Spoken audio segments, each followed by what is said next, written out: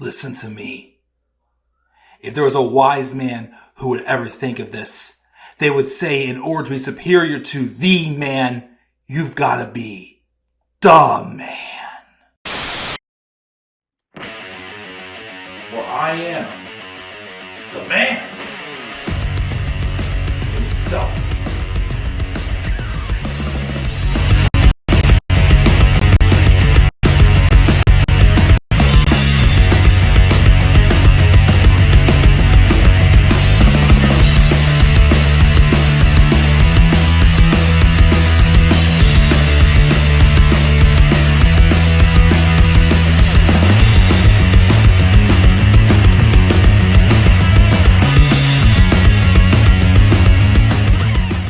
Ladies and gentlemen, boys and girls, what is going on tonight?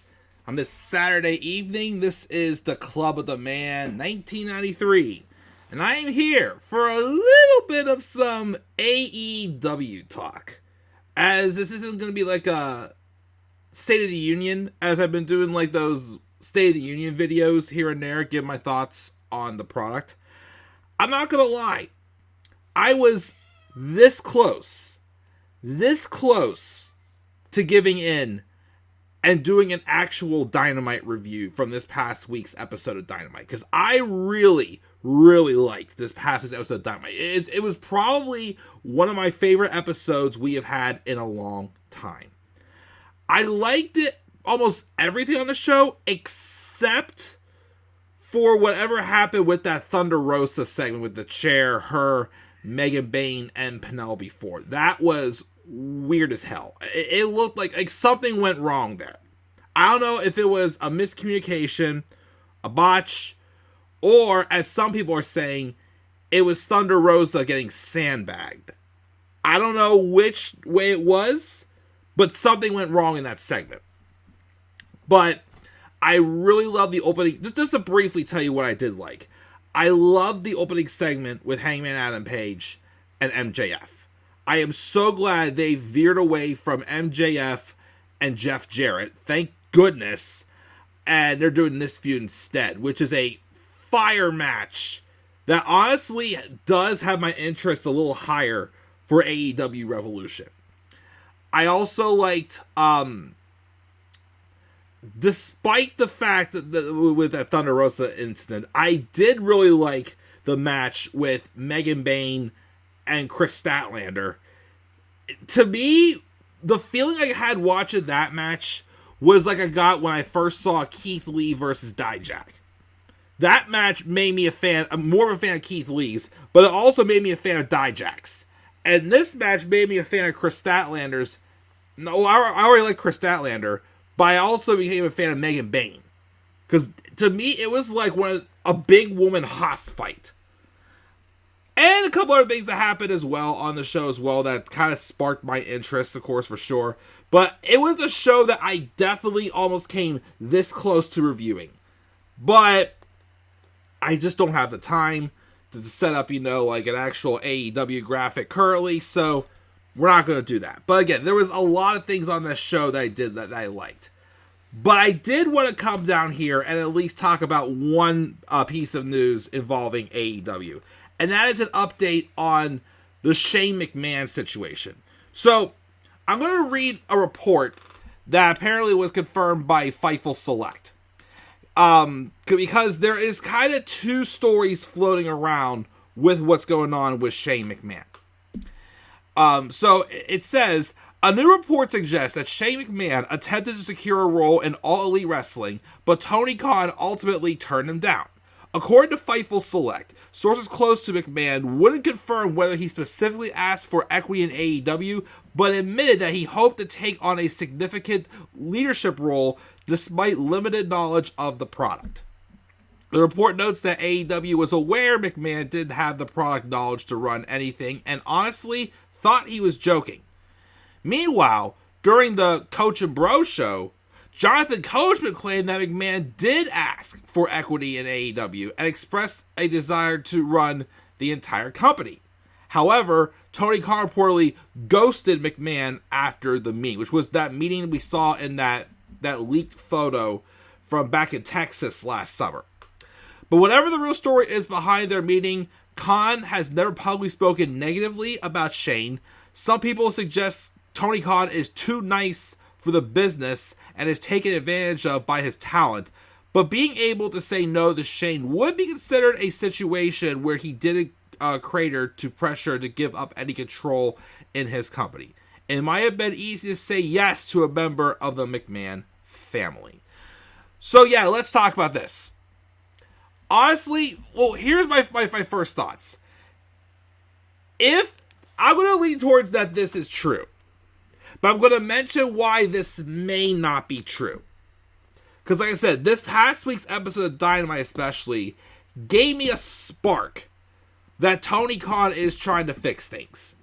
I don't want to base... Oh yeah, another thing I like too, the stuff with Ricochet and Swerve Strickland. I think is just absolutely awesome as well too. But it seems like there's some things that, you know, I've appreciated Tony Khan for doing. Again, like finally letting Miro, Malachi Black, and Ricky Starks go. Like dropping the Jeff Jarrett push and doing MJF and Hangman Adam Page instead. And just a couple other different directions he's done lately that have shown, okay, maybe he is truly trying something different. But again, we'll have to see in weeks to come. But I will say, if Shane McMahon is in fact not going to AEW at all, then no big deal for me. It's not the end of the world to me if Shane McMahon is in the company or not. I thought it would have been huge, though, because a McMahon went to the rival company, and if anyone would, it would be Shane, because we all get this inkling that Shane McMahon and Triple H don't really get along. And they kind of also made it even more obvious in the Mr. McMahon docuseries on Netflix recently that him and Triple H don't get along. So obviously, they wouldn't work well together. But Shane is a businessman. And I'm pretty sure Shane has had the intention of one day being able to have ownership of a wrestling company. And I can believe Tony Khan not wanting to at least give him maybe a part of the ownership of the company. And it's just obvious because Tony Khan has developed an ego. Is he a pushover? Yes.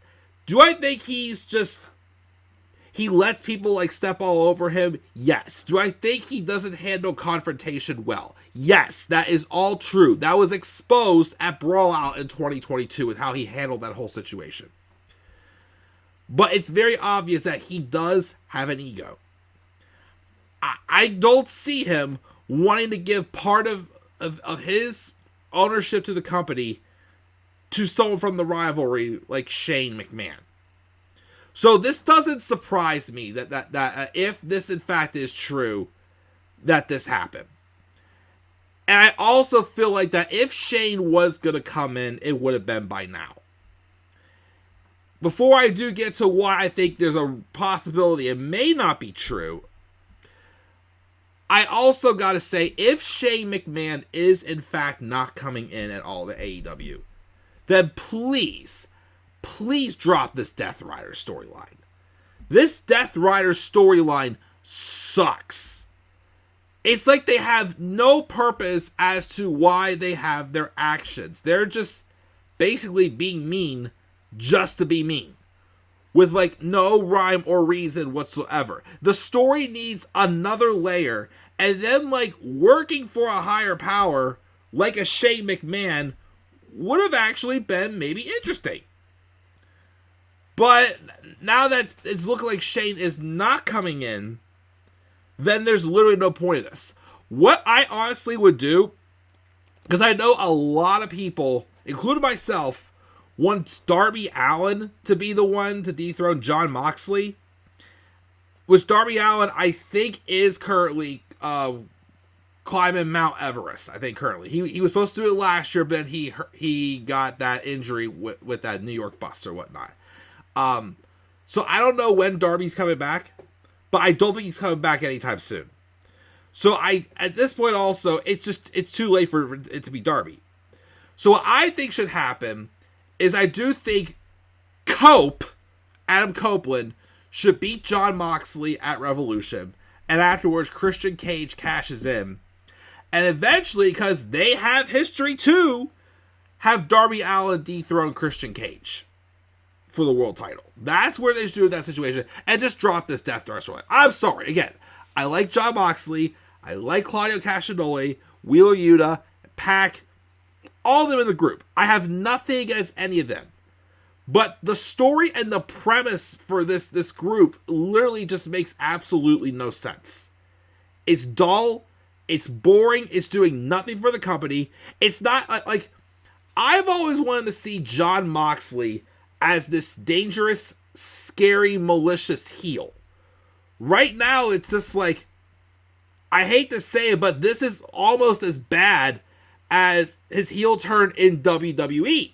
Because it feels like they're just having him do something like ridiculous and goofy, but it doesn't make sense. Like I want a more malicious, scary Jon Moxley as a heel. And I just feel like I just haven't gotten that yet.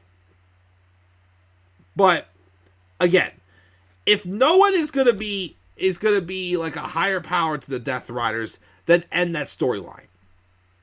Here's what I will say though, because I'm always saying this because of the recent inkling I've gotten. What if this rumor is just a work? And it's a way to put heat on Shane McMahon when he does come into AEW. If that's, I highly doubt that is the case, because I 100% could see Tony Khan saying no to Shane after him asking for either equity or like a part of the ownership for AEW. Especially also too saying that he has little knowledge about the AEW product, which is very true. But what if this was a work, and this is a way to have like and put an actual storyline to get heat on Shane McMahon?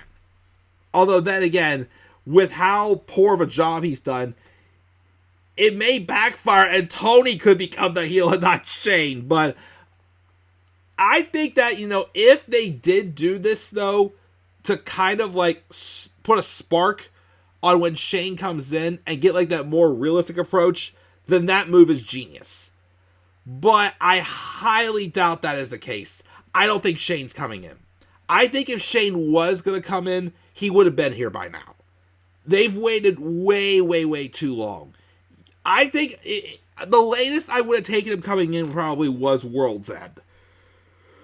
It probably would have been the case for me. But, again, I can believe he's not coming in. I can definitely believe Tony Khan not wanting to give up part of his ownership to the company. So, I'm going to continue to stand by the rumor and say that he's definitely not coming in. But I'm just saying, if they would do that storyline where this was a work just to get heat on Shane coming in and wanting to actually take over the company, then this is a bold move right here. But again, for now, I'm going to say it's not happening. But we'll wait and see, guys. But what are your guys' thoughts on the recent AEW product? And what are your guys' thoughts on this rumor that Shane McMahon is not coming to AEW? Do you believe it's true? Or do you think it could be a work? Leave your guys' thoughts down in the comment section below.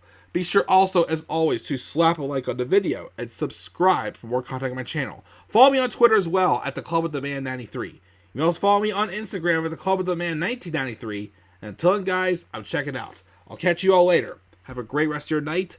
And do not forget, in order to be superior to the man, you've got to be the man. And for I am the man himself. And that is not just an opinion, my friends. That is a fact of life. Yeah!